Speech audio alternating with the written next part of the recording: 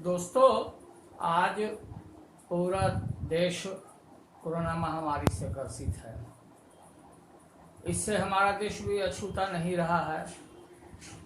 हमारे यहाँ भी लाखों लोग इस मुजी मर्ज से अभी ग्रसित हैं।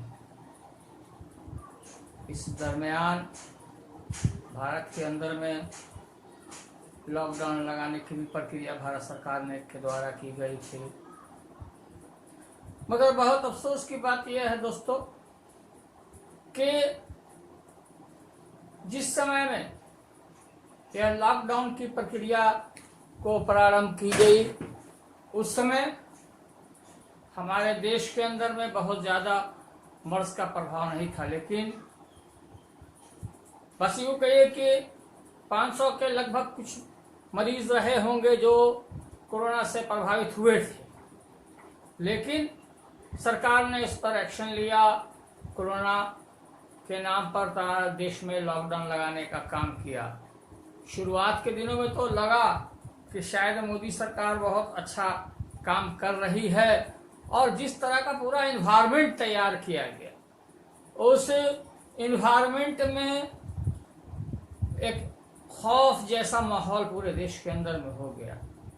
लेकिन लॉकडाउन लगाने के क्रम में इन्होंने जिन जिन बातों को आम आवाम के सामने में रखा था और जो जो इंस्ट्रक्शन दिए थे मोदी जी ने, किसी भी बात पर अमल नहीं हुआ, और जिसका नतीजा हुआ जो हमने पिछले वीडियो में भी हमने रखा था कि इन्होंने कहा था कि किसी को भूखे मरने नहीं दिया जाएगा, कोई भी मकान मालिक जो लोग जहां रह रहे हैं वहीं रहें, अपने घरों में कैद रहें, घर से बाहर नहीं निकलें, महामारी का खौफ है, और एक पूरा माहौल बनाने की कोशिश की गई। पूरे देश में एक भय का वातावरण था।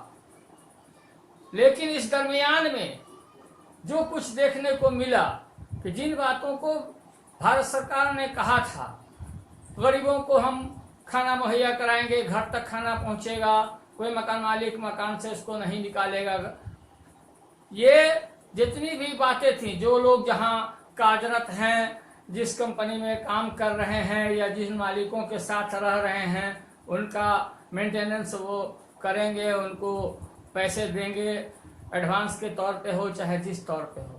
लेकिन नतीजा क्या हुआ कि जब लॉकडाउन लगा तो ये सारी सरकार की घोषणाएं धड़ी की धड़ी रह गई, और लोग भूखे मरने लगे। उससे बेचैन होकर के जब घर से बाहर निकलने लगे तो आपने देखा, पूरी दुनिया ने देखा, जो वीडियो वायरल हुआ कि कोरोना के नाम पर किस तरह का क्रूर जुल्म पूरे मजदूरों पर, जो लोग घरों के अंदर में भूख से बेताब हो रहे थे, खाने के लाले पड़ रहे थे, अपने लोगों को भूखे मरते हुए देख रहे थे, उससे बेचैन होकर के जब लोग अपने अपने घरों को जाने के लिए निकले तो पूरे ही इलाके में पुलिस के द्वारा एक जुल्म और अत्याचार की हद इंतहा की गई।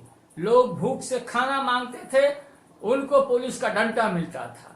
लोग जो रोजेदार थे उनके रोजेदारों पे डंडे बरसाए गए। जो लोग अगर खुद आगे बढ़ करके भूखे लोगों को मदद करने के लिए आते थे, उनकी पिटाई की गई।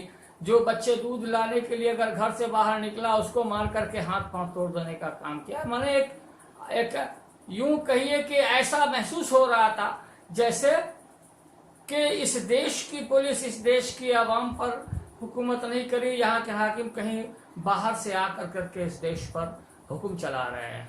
ऐसा माहौल था, और उस माहौल में मरते खपते लोग किसी भी तरह से अपने घरों तक पहुंचे, उसकी एक कहानी जो पहले से कई बार आप लोगों तक आ चुकी है। लेकिन आज देखा जाए तो हमको पीएम मोदी जी के द्वारा बताई गई बहुत सारी बात याद आती है। उन्होंने जो कहा था, आह्वान किया था, पहले तो आह्वान किया ताली बजाने के लिए, उसके बाद मोमबत्ती जलाओ, उसके बाद जो कोरोना वॉलंटियर्स हैं उनके ऊपर में फूल वर्षा कराने की नौटंकी की गई। ये सारा काम हुआ जिसमें सरकार का करोड़ करोड़ रुपया खर्च करने का काम किया गया। लेकिन इस दरमियान में कुछ बातें और भी सामने उभर करके आई हैं दोस्तों। इन्होंने कहा था कि आपदा को अवसर समझ के काम करें। अवसर बहुत अच्छा मिला। पीएम केयर फंड के नाम पर इन्होंने करोड़ करोड़ रुपये चंदा कर लिया। उस पैसे का इस्तेमाल क्या हुआ, लोग तो हिसाब मांग रहे हैं। आज तक तो हिसाब दिया नहीं प्रधानमंत्री या भाजपा कार्यालय से भी किसी प्रकार का कोई हिसाब नहीं आया। लेकिन एक्सपर्टों ने बताया, जो लोग विशेषज्ञ हैं इसके, उन्होंने कहा कि ये जो पीएम केयर फंड था वो विशुद्ध रूप से बीजेपी के प्रोग्रेस के लिए था, लेकिन कोरोना के नाम पर मांगा गया। जिसको जो मोदी जी ने कहा था आपदा को अवसर समझ करके इस्तेमाल कीजिए, तो आपदा तो भैया मेरे यहाँ है कोरोना की, और इसलिए अवसर का फायदा उठाओ, पैसा चंदा कर लो जनता से। इनके गुजरात की कहानी भी आई है सामने में कि वहां किस तरह से वेंटिलेटर के नाम पर घोटाला हुआ है, 2 नंबर सप्लाई किया गया, कई लोगों की मौत हो गई इसके अंदर में। और आपने देखा कि जो अवसर समझ के जो कलेक्शन किया उसका खर्च कहाँ हो रहा है। आज 72,000 LED लगा कर करके ये अपना चुनाव प्रचार कर रहे हैं। पैसा कहाँ से आया आपके पास में। आपने जब जिस समय में महामारी था, देश का मजदूर प्रवासी लोग अपने घरों को जाने के लिए छटपटा रहे थे, तब तो आप उसको कोई मुहैया नहीं करा रहे थे संसाधन। और जब देश भर में इस पर हंगामा हुआ, आंदोलन हुआ, तब आप बाई ट्रेन आपने भेजा लोगों को, और वो भी एकदम गिनीज बुक में नाम लिखा गया कि 7 रोज में पंजाब से लड़की दरभंगा पहुंच जाती है। आपकी ट्रेन पंजाब से समस्तीपुर और दरभंगा आने में 9 दिन लगाती है। पूरे विश्व का, पूरे देश का भ्रमण कराया आपने। ये सब था। इसको कुल मिला करके, और गजब की बात यह है दोस्तों, एक जो हम बहुत बारीक बात कहना चाहते हैं वो ये, जो अभी भी बार बार ये लोग कहते हैं, प्रचार में भी आता है, सामाजिक डिस्टेंस बना करके रखे। सामाजिक डिस्टेंस, ये सामाजिक डिस्टेंस क्या होता है भैया। समाज में इंसान से इंसान के बीच के अंदर दूरी पैदा कर दिया जाए, वो काम आपके नेताओं ने किया, आपके कार्यकर्ताओं ने फॉलो किया है मोदी जी। इसीलिए तो आपने कोरोना का संप्रदायकरण कर दिया था।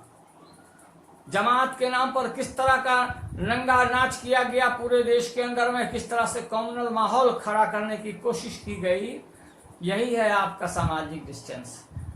असल में यह होना नहीं चाहिए। कोरोना से बचने के लिए सामाजिक डिस्टेंस की जरूरत नहीं है, यह फिजिकल डिस्टेंस की जरूरत है। इंसान इंसान से दूरी बना करके रखे। जो मेडिकल के जो एक्सपर्ट जितना बता रहे हैं उतना गैप बना करके रखना चाहिए, 2 मीटर 4 मीटर की दूरी, बाकी जो सुरक्षा का उपाय है। लेकिन हम फिर ये वहां पर हम बात लाना चाहते हैं दोस्तों कि इन्होंने जब इस देश में लॉकडाउन लगाया, जब 500 पेशेंट था तो लॉकडाउन लगाया, जब 2.5 लाख से ऊपर हो गया तो इनका अनलॉक फर्स्ट चालू करते हैं।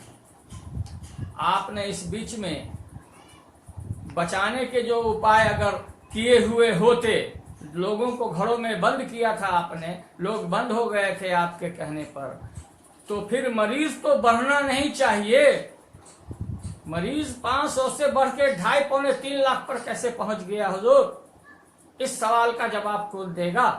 तो हमको लगता है कि आपने सिर्फ लॉकडाउन इसलिए लगाया था कि जो इस देश के अंदर में सीए, एनआरसी, एनपीआर के खिलाफ जो आंदोलन लगातार चल रहा था, जिसको आप खत्म करने के लिए अपने जानते भर कोई दकीका नहीं बचा के रखे, आपने अपने लोगों को हुलका करके दंगा तक कराया डराने के लिए। उसके बावजूद भी यह आंदोलन कमजोर नहीं पड़ा, तो आपको ठोस बहाना मिल गया और आपने एनआरसी, सीए और एनपीआर के जो ये शाहीन बाग आंदोलन जो पूरे देश में चल रहे थे, उसको समेटने के लिए इसको हथियार के रूप में इस्तेमाल किया।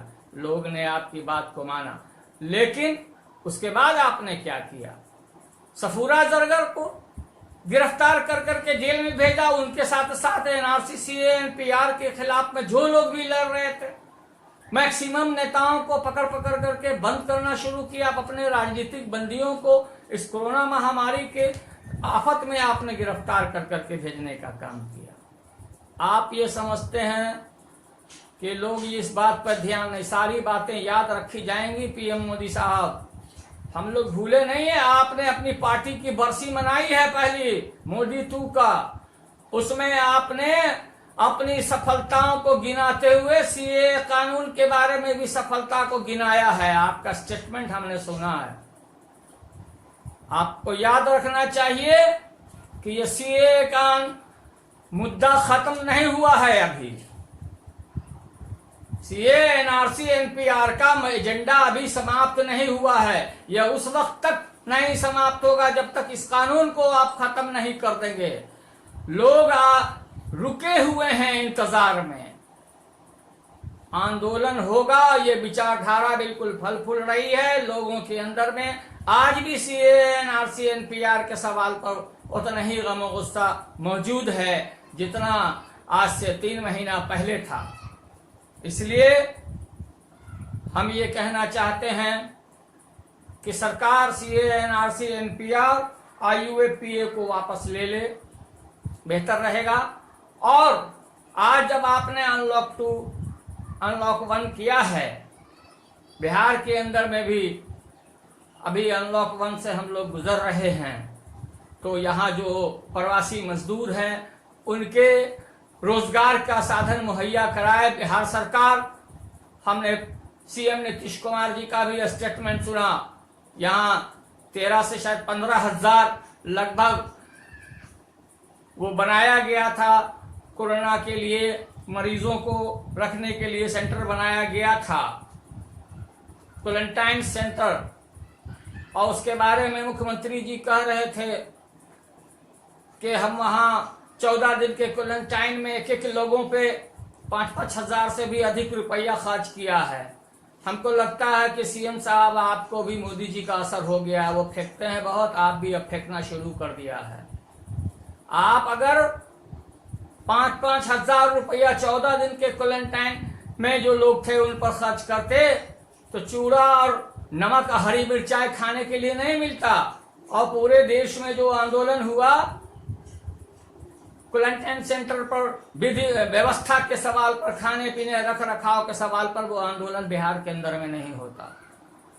इसलिए अगर आपकी सरकार ने उसको दिया है तो साथ साथ आप इसकी इंक्वायरी भी कीजिए कि जितनी जो वीडियो वायरल हुई, जिन जिन सेंटरों पर के बारे में आई है बातें, क्या पूरी ईमानदारी के साथ में एक आदमी पर 5,000 रुपया 14 दिन में खर्च हो गया। अगर वो इतना दिया, सही में ईमानदारी से खर्च हुआ होता, तब तो लोगों को चूड़ा और हरी मिर्चाई नमक नहीं, उनको डेली जो है चिकन और मटन मिलता खाने के लिए और अच्छे अच्छे भोजन मुहैया किए जाते। लेकिन ऐसा नहीं हुआ है हुजूर। इसलिए हम बिहार सरकार से भी यह मांग करते हैं कि जो हमारे जो प्रवासी मजदूर आए हैं लौट कर करके, उनको उनके रोजगार के लिए सरकार व्यवस्था करे। जो मनरेगा में के अंतर्गत गांव के अंदर में जो काम हो रहा है उसको शहरी मजदूरों तक भी मुहैया कराने का काम कराया जाए, ताकि शहर में जो रहने वाले गरीब मजदूर लोग हैं उनको भी रोजगार मिल सके। और साथ साथ हम यह मांग करते हैं कि आज जिस तरह से बिहार सरकार ने एनआरसी एनपीआर के लिए भी प्रस्ताव विधानसभा में लाया था, सरकार भी यह मांग करे कि जो एनआरसी एनपीआर के आंदोलन के क्रम में जो लोग भी आंदोलनकारी थे, जिनको राजनीतिक बंदियों को गिरफ्तार कर लिया गया है, उनको रिहा करे। और हम तमाम राजनीतिक दल के लोगों से मांग करते हैं कि ये जो सीए के खिलाफ आंदोलनरत जो भी लोग थे, जो नेताओं को गिरफ्तार किया गया है, चाहे वो देश के किसी भी जेल में हो, उनको रिहा किया जाए। इसकी मांग अपने अपने स्तर से करें। इस कार्य के लिए हम आपके बहुत बहुत आभारी रहेंगे। खुर्शीद खैर, समस्तीपुर। आपको मेरा ये वीडियो कैसा लगा? अगर अच्छा लगा हो तो आप इसे लाइक, शेयर और सब्सक्राइब ज़रूर करें, ताकि और साथ साथ बेल का बटन ज़रूर दबाएंगे ताकि जो भी हम नया वीडियो डालें वो आप तक पहुंच सके। बहुत बहुत धन्यवाद।